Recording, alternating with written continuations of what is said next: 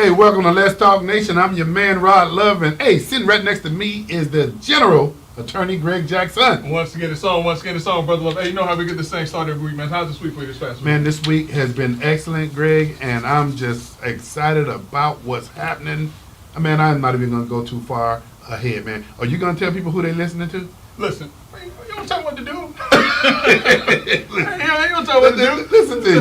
I'm excited, man, about something going on, man. Now I'm protesting. No, I'm just kidding, man. It's been a while since I've been here, so I'm still a little rusty myself, man. But right now, for all the folks who are seeing these two faces, you're tuning in to two of the most influential voices in Central Florida on a Monday night podcast. Brother Love and Greg Jackson, the dynamic duo, guaranteed to raise your IQ 10 to 15 points of Brother Love on Sunday nights, just like Thursday night, October 31st, sometimes it's going to be 25 to 30 points that we're going to raise our IQs. So if you want to be a part of tonight's conversation, all you have to do is hit 321-483-7002. Again, that's 321-483-7002 to talk to two of the most influential voices of Central Florida on Monday Night Podcast. Brother Love, Brother Love, let's get it on. All right. Hey, brother, you were going on special assignment, and I'm just so excited. Hey, Greg, how was it over there, brother? And everybody, I say over there, people were like wondering where. Listen, man. So last week I was in trial. So I was actually back in the States last week, but the week before that. And we told everybody you was in gladiator mode last week. Yeah, man. Yeah, but the week before that, the missus and I hopped across the pond, and we found ourselves in London for a couple of days, just hanging out, having good food, meeting some good folks. Was that your first time? Things like that. Yeah, first time in London. But it's not the last. I can tell you that right now. And Brother Love, one of the interesting things, and I wanted to just share this, as we were riding around and different things like that and talking to folks and meeting with folks, and you tell them that you're from Florida, what's one of the first things you think they asked us about when we told them that we were from Florida? Hell, I don't know. When I tell people I'm from Florida, they talk about hurricanes. Bingo. Hurricanes. The first thing they would ask when they found out that we're from Florida, that the concern that the people from London had, believe it or not, Brother Love, was how did you make it through the hurricane? And that was big news. And listen, man, it warmed my heart to know that even across the pond, people were thinking about us here in the state of Florida, watching the hurricanes, and just wanted to send their well wishes and different things like that. Surprisingly, no one talked about the elections. Nobody talked about elections. And for a week, Brother Love, I didn't think about or talk about the elections that were coming up. And in particular, it's crazy because tomorrow is the general election. Man, tomorrow it's going to be... Hey, but Greg, you know what? There's two things when you mention Florida to anybody. Yeah. At least to me. The first thing is hurricanes. What's the second thing? Oh, Disney World. What Disney World? Disney World. And that's what I thought that they were going to ask me, because most times when you say you're from Florida, like you go to, Georgia, you go to, we went to Vail, you talk about Florida, people ask you about Disney World. You're right. And I have to tell them, listen, I mean, Disney is Disney. Do we get any kind of endorsement, Greg, if we say, normally when people win the Super Bowl, they ask them what? Where you going? Where you going? Where you going? That's right. But I don't know, man. We don't have Disney yet as an endorser, so I don't know if I want to go there yet. Listen, man, they can always jump on board. They write a couple of checks, for Let's Talk Nation. For Let's Talk Nation, Greg. Before we go and do a deep dive into the election, man, there was something that took place downtown Orlando, man, this weekend. Yeah. And I'm gonna tell you, Brother Love, it particularly was a sad story for a couple of different reasons. For folks who do not know, have not been in the news or was consumed with election talk, because election, that is big news right now. We're going to be talking about that, obviously. But on Halloween, Hallows Eve, in downtown Orlando, two individuals were shot and killed. And the person that shot and killed these two individuals and wounded 6 or 9 others, I can't remember what it was a 17-year-old, Brother Love. And so this 17-year-old found himself in downtown Orlando. I think it was like at 1 o'clock in the morning. He had just turned 17 in September, so he wasn't like, not like it really matters. I mean, but he had just turned 17, 16 years old, probably should have still been in school, should have been home, preparing to go to school the next day. He found himself in downtown Orlando, negatively affecting not only his life, but the life of 2 individuals and their families, as well as 6 to 9 other individuals and their families. Yeah. So. But Greg, let's give some background to this, because I think over the past year or maybe the year and a half, the city of Orlando has been addressing and trying to deal with, I guess, Greg, there's no other way to say it, the level of violence that's been taking place in downtown Orlando. And you don't, when you talk about drawing businesses in, you don't want to give a whole lot of credence to what's been taking place. But man, the fact is, the city of Orlando, and got to give much props to Chief Smith, Eric Smith, with the city chief of Orlando, Police Orlando. But Greg, so this is something that they've been working on, man, for a year and a half. There's been discussions about relaxing some of the rules because businesses downtown, they've been saying, hey, look, the more you block off the streets, the more you set criteria that we have to pay for security if we have so many patrons that are visiting the businesses and things, the more you're pushing business out instead of pulling it in. But then this weekend, it justifies a lot of the things that have taken place. But Greg, what would you say needs to be done to try to address this? Because I don't think it's any magic wand to make this go away. So here's the interesting thing. Before the last election, where there was a change to constitutional carry here in the state of Florida, there were actually checkpoints in downtown Orlando to where the police officers were set up to where they could potentially catch individuals who were trying to enter downtown with firearms and who should not have had firearms. And so since the constitutional carry law passed, my understanding is that Orlando OPD has actually removed those checkpoints. And so one of the safeguards that could have been in place that potentially, I'm not going to say that it's fail-proof, but one of the safeguards that potentially could have thwarted this particular unfortunate incident was a checkpoint. And the other point, Brother Love, you're absolutely right. City of Orlando, what they've said is that you can't be downtown or parking garages after 11 o'clock. Yeah. But it doesn't stop people from parking around Lake Eola, the other roundabout areas, and walking into downtown Orlando. And so, I think the way that they're trying to handle it is probably the right way. I understand and I sympathize with the businesses that, yeah, you may be losing business because you're trying to keep people safe, but guess what? If you are effectively keeping people safe, more people are going to want to come downtown. You're right. Because I've abandoned downtown Orlando. I refuse to go to downtown Orlando because I don't feel safe in downtown Orlando, and I don't want to deal with foolishness in downtown Orlando. Well, a couple of things that you just said, man, and I want to just kind of go back a little bit. If those deterrents are in place, then you may very well have individuals that they want to come back and return. Correct. But then something took place, Greg, and our heart goes out to the families of those individuals that lost their lives, those individuals that were injured. I don't know if you saw the video that was displayed all across the news, but from what? From doing the shooting. Yeah, but from where? What was the shot from the video?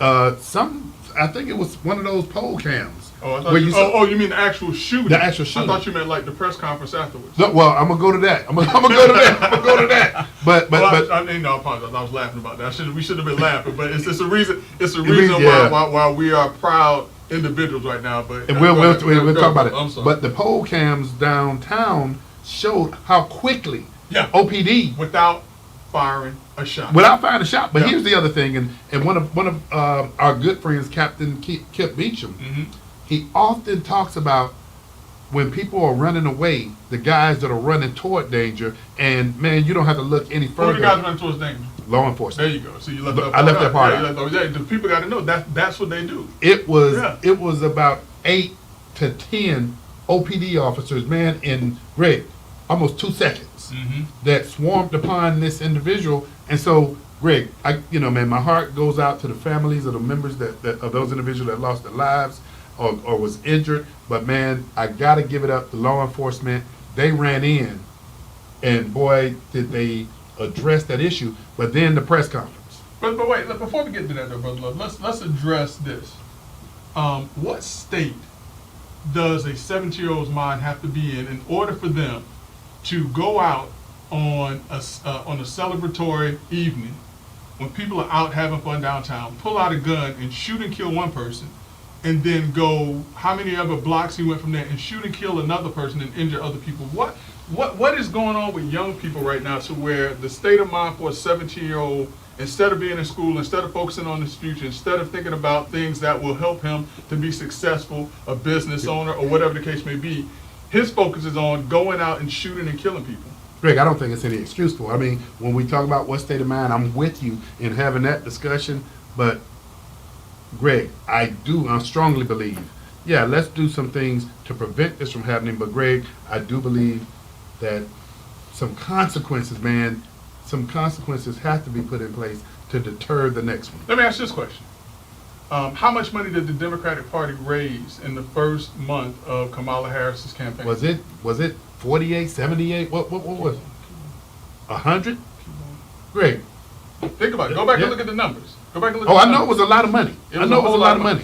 What if, Brother Love, just Yeah. what if? I'm with Just humor me for a moment.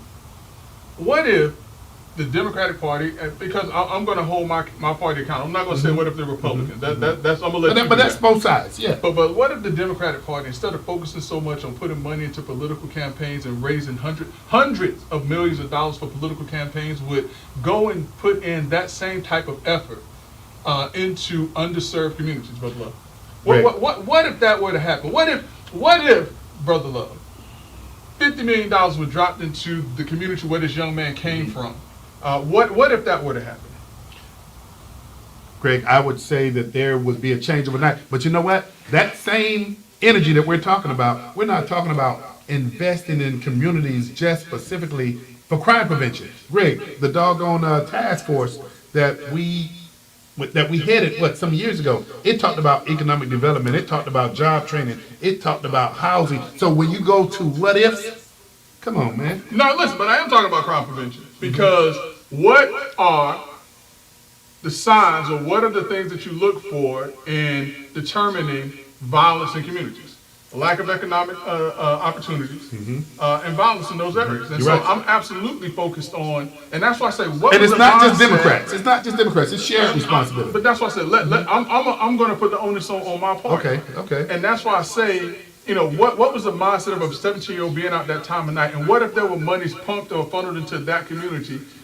Would that have changed anything? Doc Polite, we see you with the hat on, the glasses on, and the Yeah, jacket. you know What's I going had. on, man? Hey, you know I had to jump in here. Listen, the Democrats are never going to solve that problem. Why? Because it's to their benefit.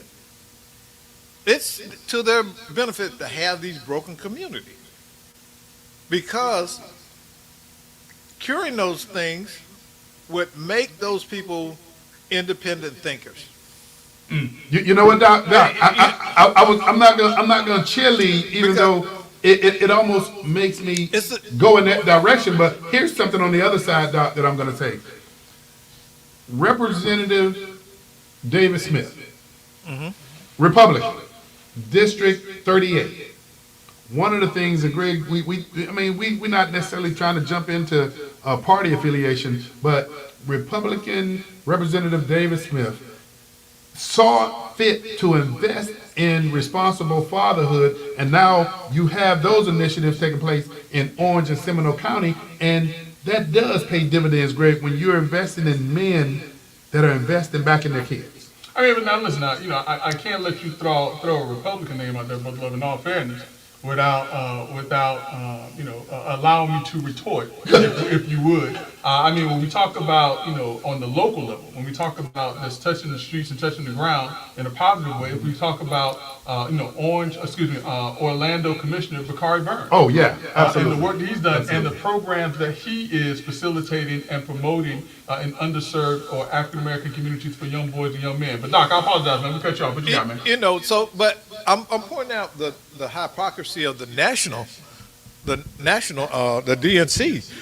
They have, for generations and generations, invested counterproductive measures in solving the problem of poverty and marginalization in African American communities. Why? Because they need to keep their most loyal base tied to them. So we have a generation of people who have been taught that Democrats are the solution, the only solution, and if we go over and ask somebody else, we're gonna, they racist over there, or they're not gonna listen. And it goes back to the thing we always say, well, did you go ask them? Doc, one thing that you're not going to do is you're not going to see me rush to the defense of the DNC, of the National Democratic Party, because I could not disagree with them anymore.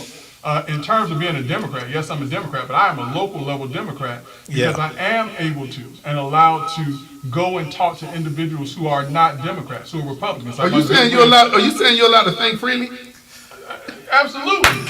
130%. Why not? I'm not going to rush to the assistance or the aid of the National Democratic Party because I feel as if the underserved black community has been alienated by the National Democratic Party. And on the local level is where I'm a Democrat. That's where I see abilities to work together, to reach across the aisle, to go and talk to people who don't necessarily have the same political affiliation but have the same views as you in helping the community. So yeah, I mean, listen, yeah, go ahead and talk about the DNC all day long.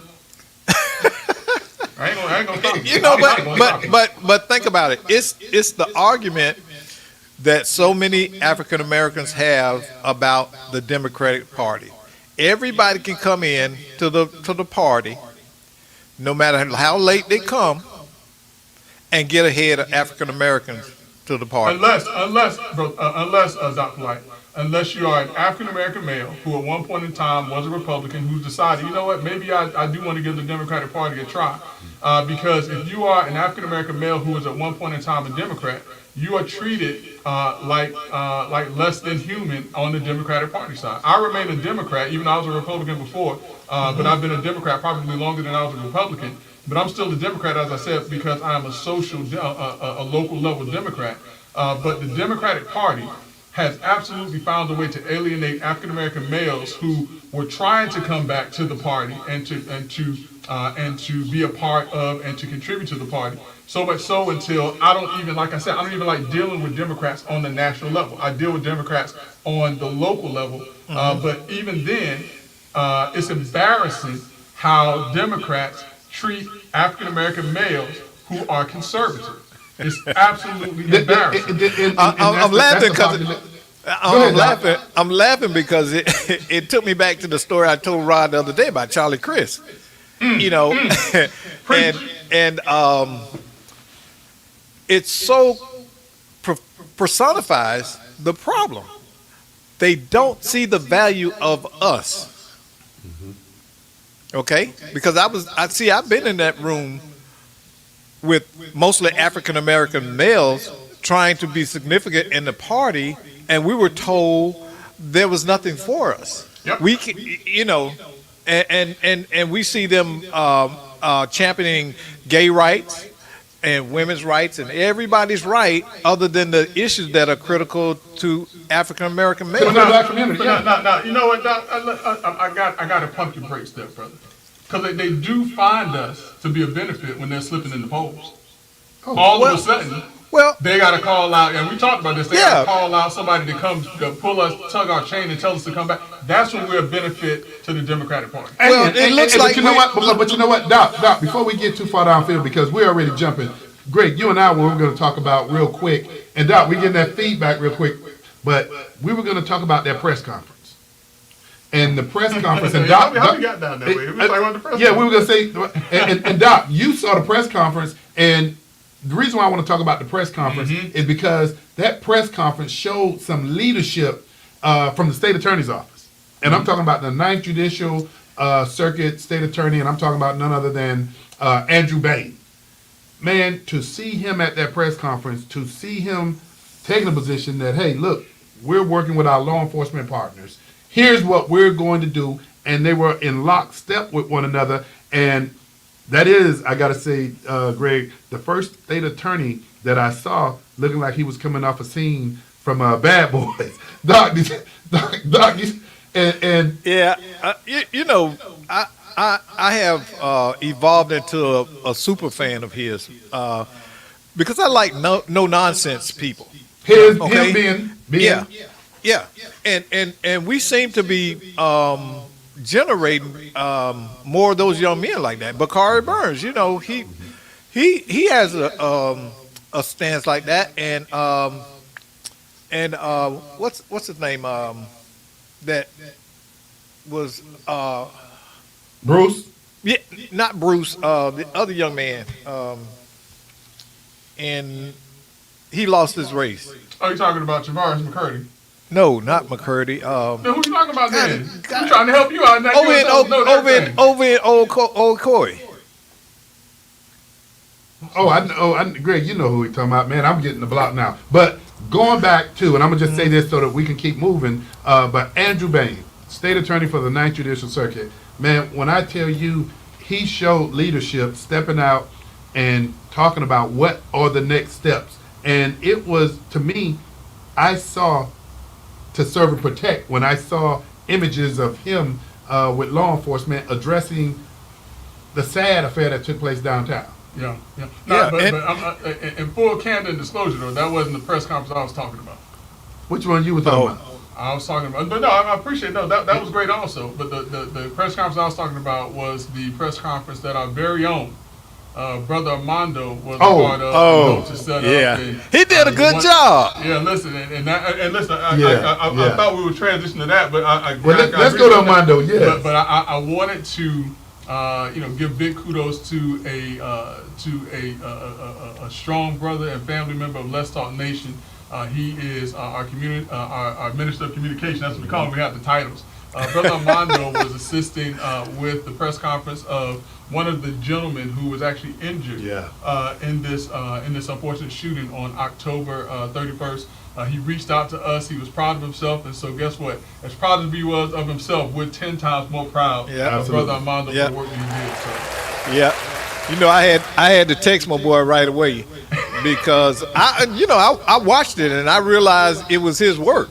Yeah. Oh, So you can tell I was just like- from the work. Oh yeah, I know. Nice, Mic placement, everything was lined up right. Yeah. You know, yeah. and you could tell somebody that was professional set that spot up. Oh yeah.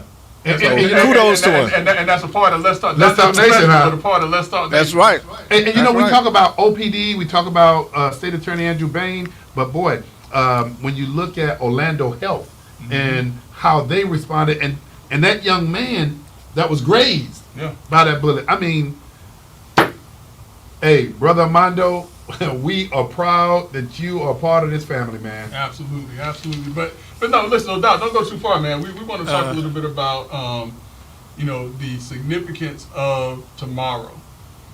Tomorrow is going to be a historic day. It has been a great build-up. It started back in January of this year when the Republican Party started lining up and putting candidates in front of us to make some determination and consideration. And Donald J. Trump said he was not going to be a part of that circus, and he, without going to a single debate or forum or whatever you want to call it, was able to secure the nomination from the Republican Party. And then in June, we saw him and Joe Biden go face to face, head to head, and it wasn't good for Joe Biden. And then That wasn't head to head. Hey, what wasn't good, and I don't know if it was you or Greg that mentioned that, because see, I'm thinking that, from a Republican perspective, that we goaded Democrats to come and do an early debate. But I think one of you two was saying somebody in his camp. No. I'm not saying from his camp. I'm saying somebody from the Democratic Party. Correct. Okay, so yeah, from his camp, because he is the leader of the Democratic Party as a president. Yeah. He is the head of that party. But to that point, I'm sitting back thinking, man, was somebody in his camp They that set him smart? up. Listen, I'm gonna say it. Yeah. They set him up. Yeah. I'm gonna say what it is. But and they it's set him so- up to their advantage. Yeah, because you can see the cognitive decline. I watch the news every day. You know, If the we got debate see- had taken place when normal presidential debates take place in September, he too late. he Could've would have too been late. a bubbling hot mess. Yeah.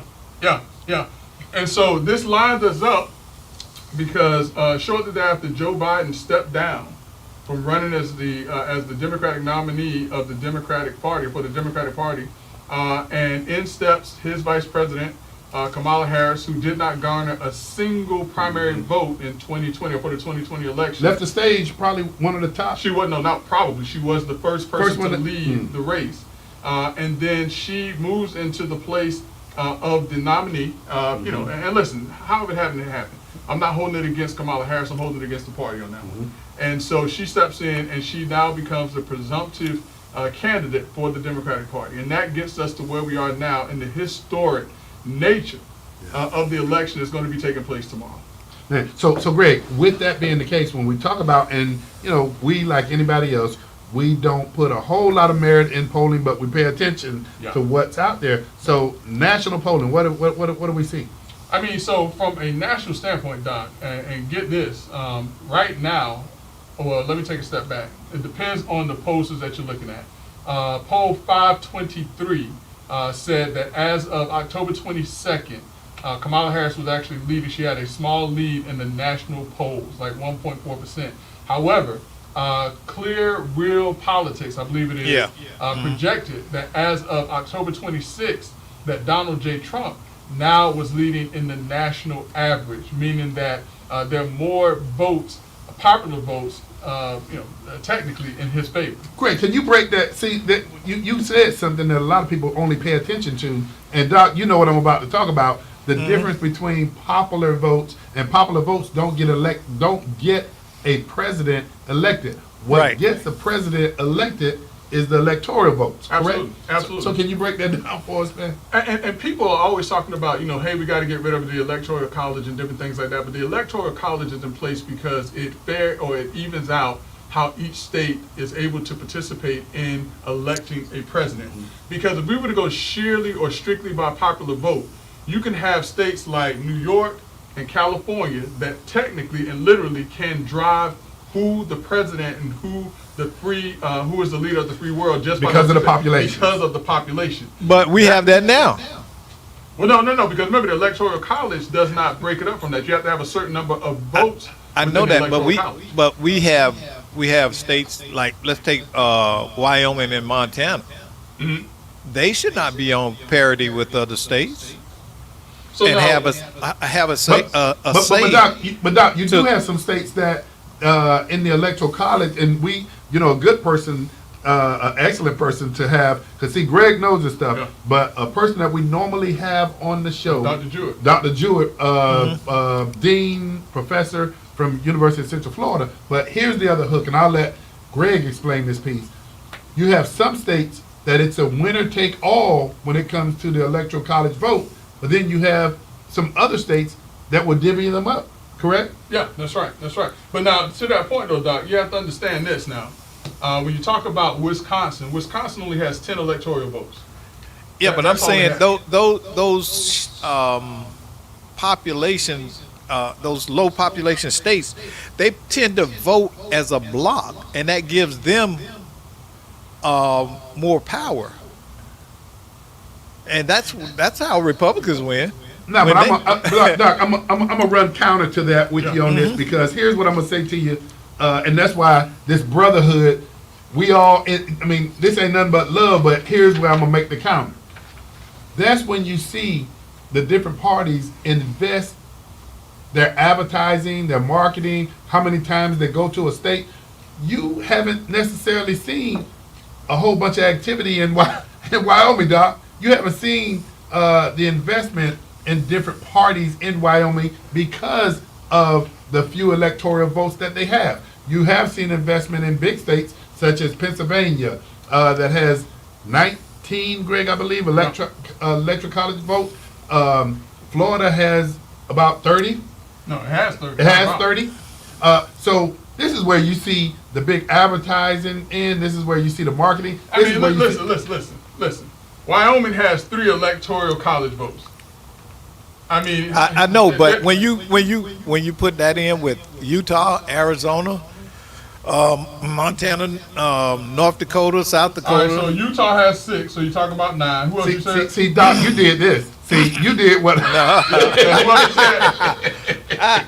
No, but I'm saying, Because listen, because you spend all of that time in those small states, and all you got to do, you go to Florida and Texas, you got 70 electoral college votes right there. right. Man, I'm gonna right. ask Bishop McCray to pray for you now, Doc, because you don't walk into that trap. That's just a conversation. That's all love, it's all love. But see, you see what Greg, and again, it comes back down to the investment. Doc, something else that me and Greg both talked about, and this was a couple of years ago when the Democratic Party invested in, what was it, 200,000, or I don't know how much money it was.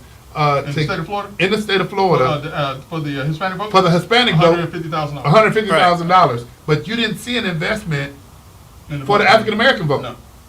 You know, and you know, and I mentioned Bishop McCrae's name for a reason because here's one of the guys, man, and I'm not gonna put him on one party or the other, but here's somebody who says I'm gonna be holding discussion and holding court with individuals that's gonna improve the lives of the people that I'm trying to help.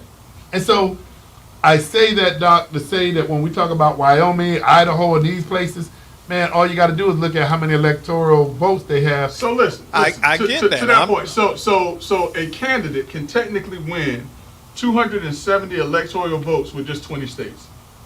If they play it right, they can Right. win those 270 votes. Yeah, but you because got- I mean that's all you need. Listen, whether you win by 200, whether you win by 1 vote or 100 votes, 270 is all you need. So so if you're strategic, if you're one of those strategic individuals, you're telling where to invest. Let's get these states. So that's why they're looking at places like Arizona. California is off the map. That is a Democrat stronghold.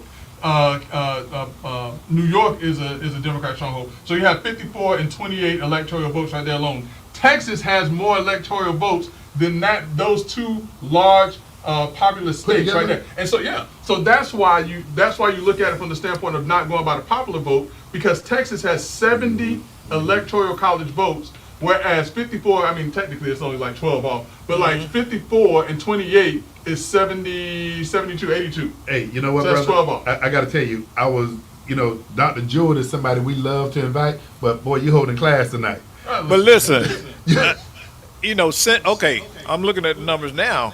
Yeah.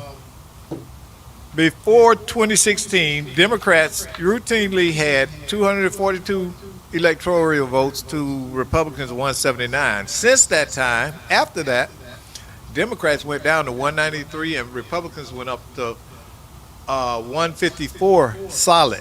So those swing states and states who will sway back and forth, they are the key to the election now. Oh, absolutely. Absolutely. Hey, Doc, on that note, and Greg and I was having this conversation before we went live, I think it goes back 2 years now, Greg, that for the first time, the state of Florida, Republicans outnumbered registered voters of Democrats for the first time 2 years ago, and then that margin has only increased. Yep.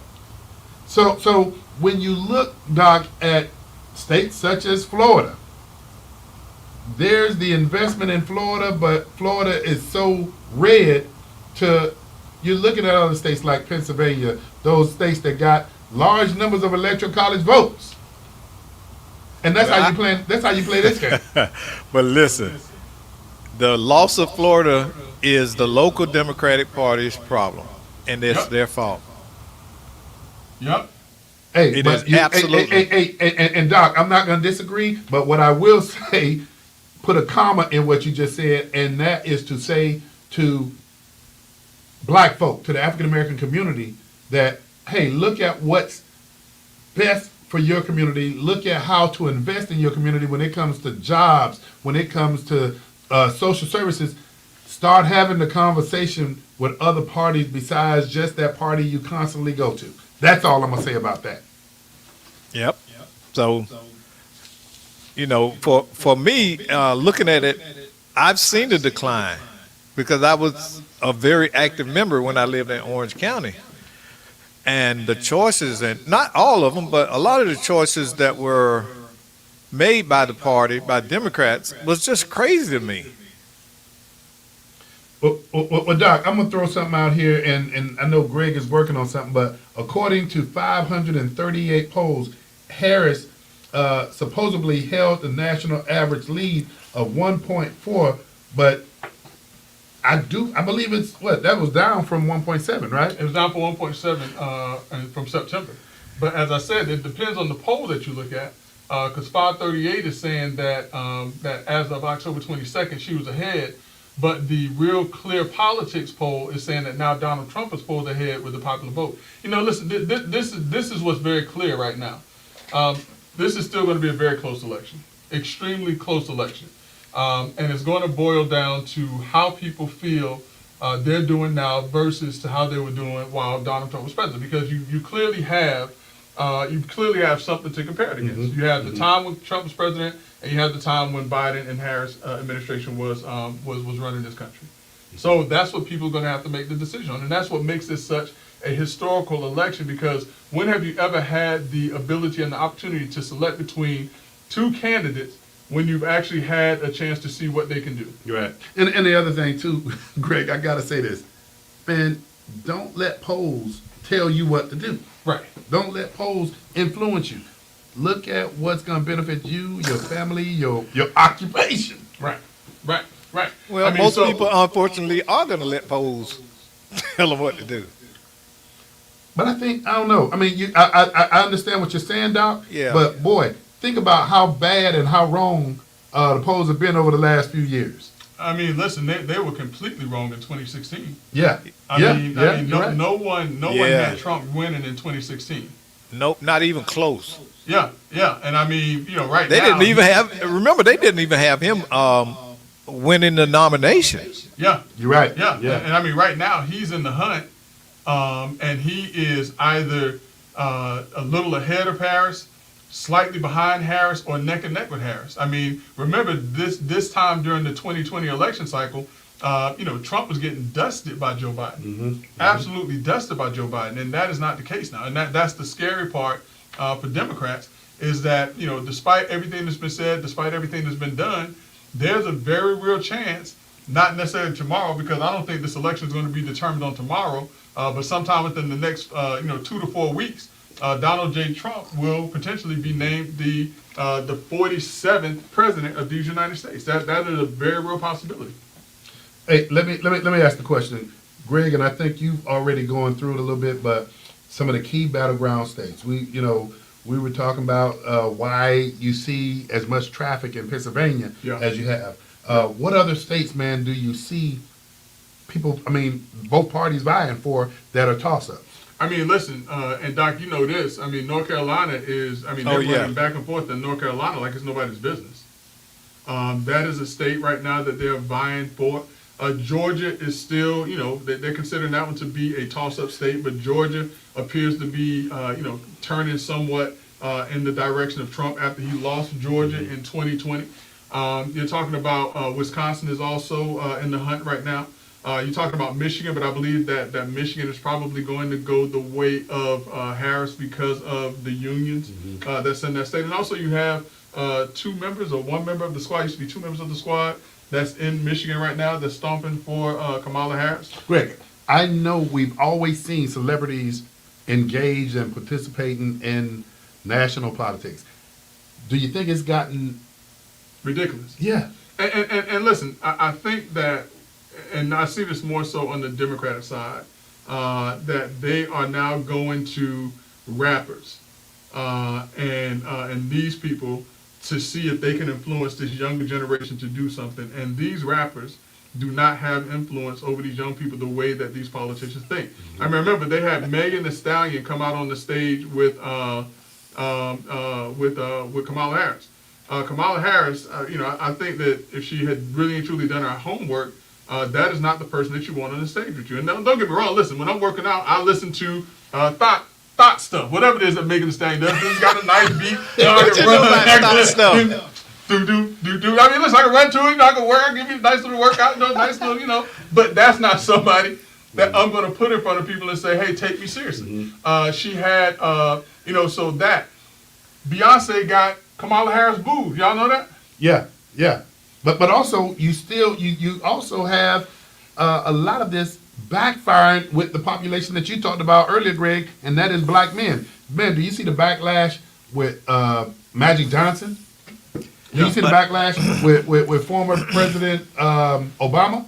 Yeah, Obama, Well, Stephen A. Smith, that's something that Democrats tend to do. They put symbolic or patronizing stuff out there and expect us to react. I don't care that Meg Thee Stallion was there. I mean, that's not gonna... Listen. When was the last time anybody took something seriously that D.L. Hughley had to say? Hey, listen, man, tell me a joke. I mean, look, I'm laughing, Doc. That's not somebody that I look to. Now, listen, are there certain comedians that wield the political acumen that you take them seriously, there are a few. For instance, Name some. Bill Maher. Bill Maher is one.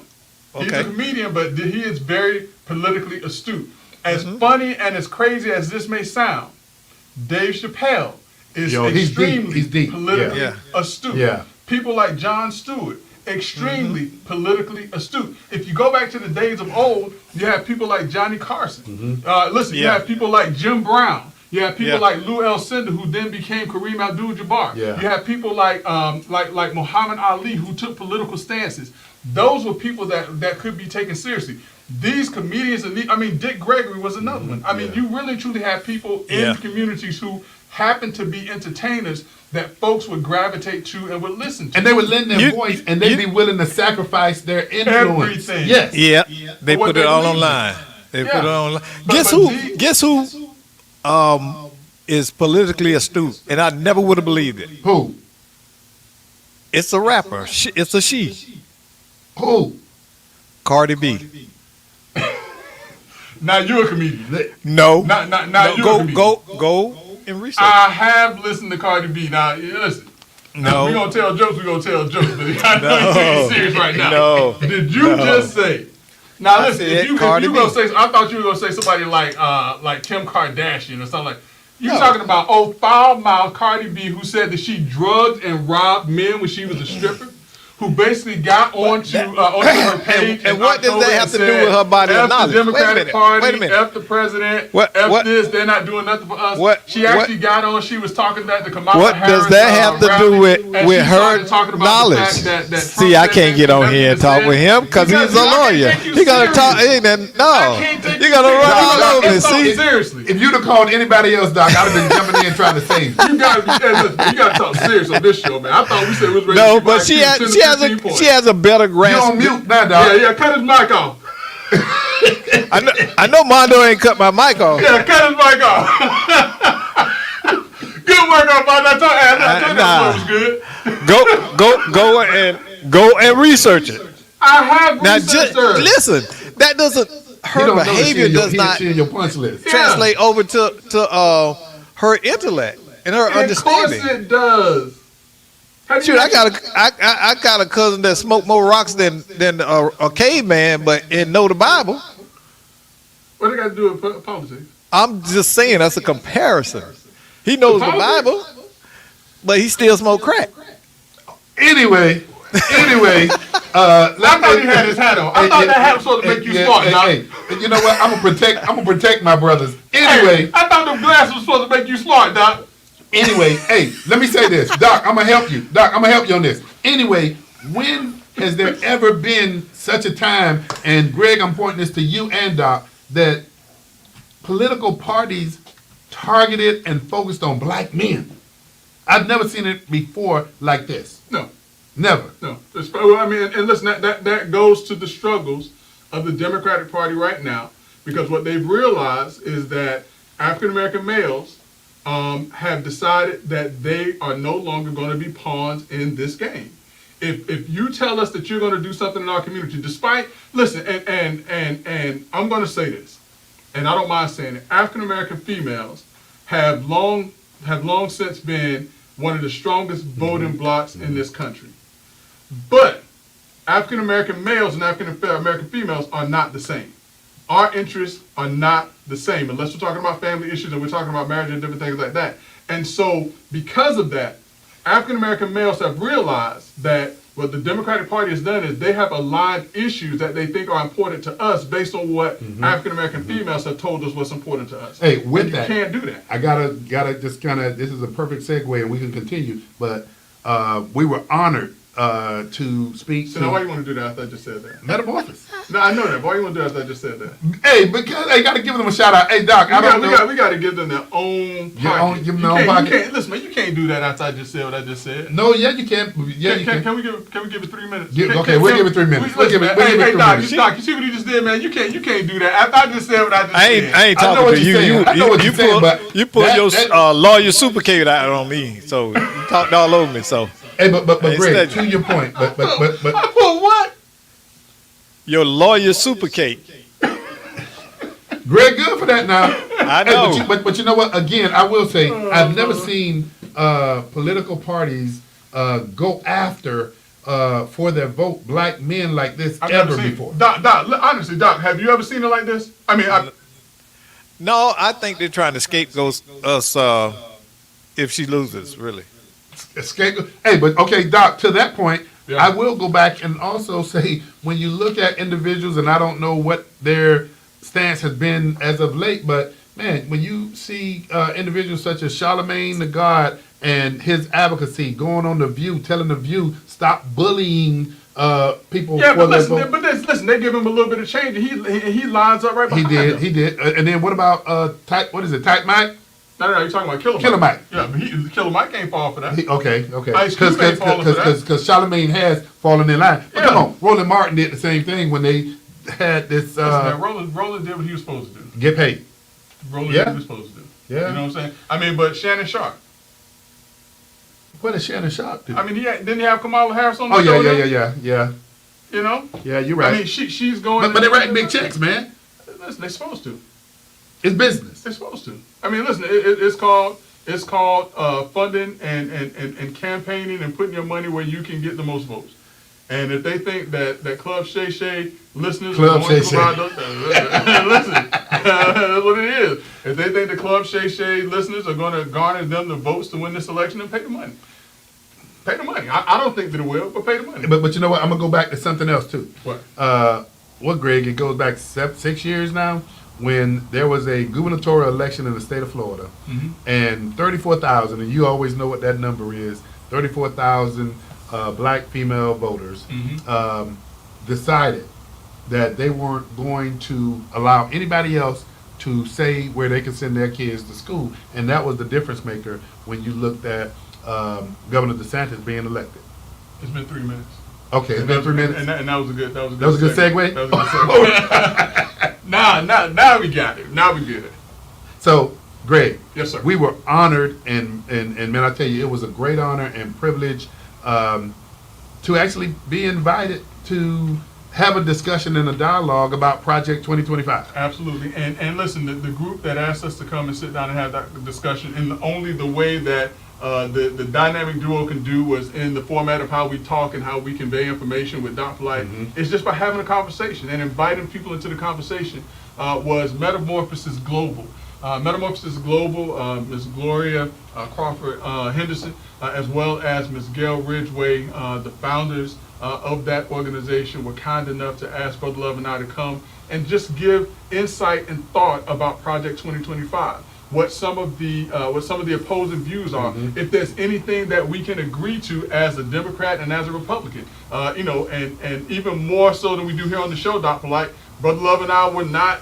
We were more like this. I mean, there were things that we just couldn't agree on, but obviously, in being a local Democrat, there were things that we could agree on. And it was a civil conversation, not just between us, because there's things we agree and disagree, but also with those women, man, those ladies, and the feedback that came back from them, man.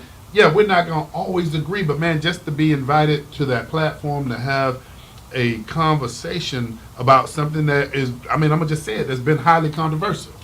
Highly controversial, but the question is it something that can really and truly be implemented? And that's the question, because one person cannot implement Project 2025. The other thing is that Donald Trump has said that he has nothing to do with Project 2025, and unless there's information to show otherwise, I can only believe him. That's how, my dislike for Donald Trump does not mean that I'm just going to throw him under the bus and say everything he says is a lie. Listen, I'm the type of person where I will listen to and I will do my research. I don't care who. And we had a conversation about taking emotion out of conversation. Absolutely, you got to. What you saying, Doc? Doc look like you want to say something. What you want to say, Doc? Nah, I don't want to say that.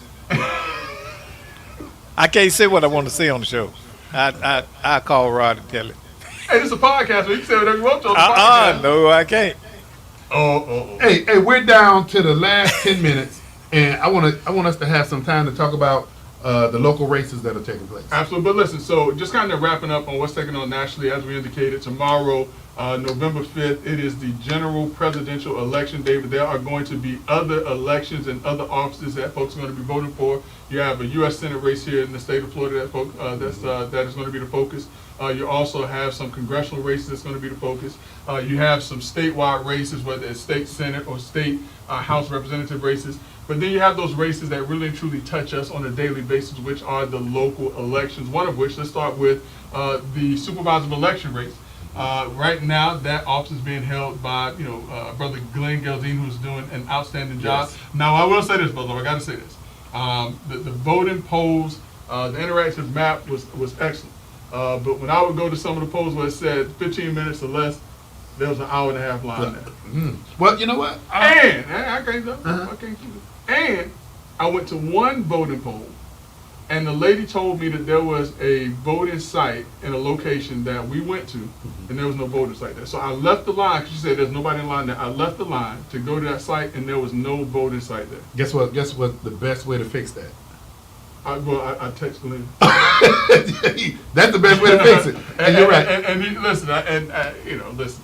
He was extremely responsive. Look, that's good. But let me say this. Even if it was not me, if I did not know Glenn Geldine personally and I would have texted some of that information, he would have responded the same exact way. That's what I know him to be. So. And since you brought that up, I guess I cannot not say, because Glenn is not running for that office. Right. But Glenn is putting some things in place that, in my opinion, are being concrete. And I hope that they continue. Yeah, and those things that we're talking about is the initiative of OC Vote, voter outreach, training, and engagement, which, man, we've been critical about political parties coming in, dropping a couple of dollars in, what, Greg, 30 days before the race? Yeah, you can't do it like that. Well, now Supervisor of Election Glenn Geldine has put in place $1 million $1 million regular and ongoing cycle of voter outreach, training, and engagement that will be around long after he's gone. So I'm just going to say this. Karen Castadental, when you become the supervisor of elections, we know that you will continue some of the programs and some of the initiatives that Brother Glenn Geldine put into place because they are great ideas that work. So I like the way you did that. I like the way you did that. Yeah. You like that, right? Okay, I like Right, that. you like that. So go ahead and clip this up, send that to our good friend Karen Castadental. I'm going to definitely do that. Okay, so that was the supervisor of election race. Greg, the next big race, local big race. Well, actually, this is actually the bigger race. We Yeah. just kind of just talked about the supervisor of elections race because it's kind of impactful for what we're talking about. But the biggest race here in Orange County, Brother Love, is the state attorney race. That is the race involving the current state attorney, Andrew Bain, who was appointed because the then state attorney, Monique Royale, was removed from her position, much like the state attorney before her, which was Aramis Ayala. I actually said when people were telling me that these $1,000 lawyers were going to come in and prove the governor wrong, DeSantis as well as Scott. You didn't make and that call. I said, listen, they absolutely have the power to do what they did, and the courts have upheld that. And so Andrew Bain and Monique Royale, Andrew Bain has been doing an outstanding job as a state attorney. There has been a level of accountability. There has been a level of trust that has returned to that office. You have state attorneys that are returning to that office that are doing great work, that know that the state attorney has their back. And I think that Andrew Bain, should remain. And I'm not going to say deserve, because what it is that he's doing the work of the people. So I think that the people of Orange County and Osceola County, they deserve, not Andrew Bain deserves that office. They deserve. The people of Orange County and Osceola County deserve someone that is as studious, someone that is as committed as State Attorney Andrew Bain in doing the work and keeping the public safe. And that's it. I mean, you know what? I can't even step on that, Greg. Keeping the public safe. And Andrew Bain is finding himself in spaces and places when you're talking about talking to young people to stay out of his system, looking at what diversion programs that are appropriate. I understand second chances, but I also understand what needs to be in place as a deterrent. State Attorney Andrew Bain he's been putting in the work, and Greg, I don't know what else it is to say about, and I like the way you coined this, Orange and Seminole County voters, Orange and Osceola, deserve an individual that's going to make sure that the public is safe. Absolutely. And listen, we see a difference. I don't know if you noticed it also, but we see a difference even in how law enforcement is responding to crime. You're right. concerns. You're right. Because now they feel that they have a state attorney that is not just going to let people go and get back on the street. You're right. You're absolutely correct. So, So great. We got two more state rep races, man. What I mean, listen, the state rep race that I want to talk about personally. I mean, I don't know if you have one that you want to talk about, but Doug Bankston. Doug Bankston is running for re-election in the Orange County area. I want to say Orange and Lake counties area. Yes. Or is this Orange? Orange and Lake. And he has done an outstanding job. I mean, I've had a chance to sit down and speak to him personally, but I'm in full disclosure. I'm a Democrat, he's a Republican, but I believe in what he says so much until I have actually, contributed to his campaign. Listen, if someone comes through and they are aligned with the things that I believe in, I don't just talk about it. And I want people to understand this. You gotta sometimes put your money where your mouth is, and you have And vote to your do- values. And vote That's your right. values. And You're vote right, your Doc. values. That's right. And let me say this now.